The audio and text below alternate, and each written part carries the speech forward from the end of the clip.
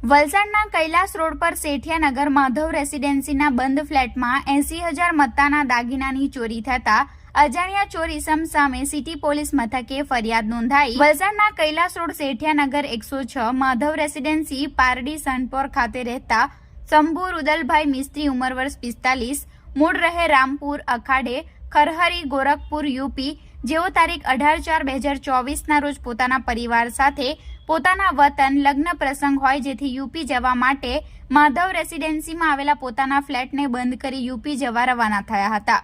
જે દરમિયાન કોઈ અજાણ્યા ચોર ઈસમે તેમના ઘરને નિશાન બનાવી તારીખ 27/4/2024ના રોજ ઘરનું તાળું તોડી ઘરમાં રાખેલ લોખંડની તિજોરી તથા લાકડાના કબાટ ખોલી ઘરનો સરસામાન વેરવિખેર કરી નાખ્યો હતો।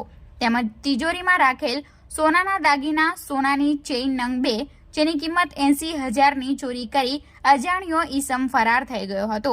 જે ઘટનાની જાણ તેમના બાજુમાં રહેતા બબલુભાઈ મિસ્ત્રીએ ફોન કરી શંભુભાઈને જણાવ્યું કે તમારા ફ્લેટનું તાળું તૂટેલી હાલતમાં છે, જેથી ચોરી થયા હોવાની જાણ થઈ હતી।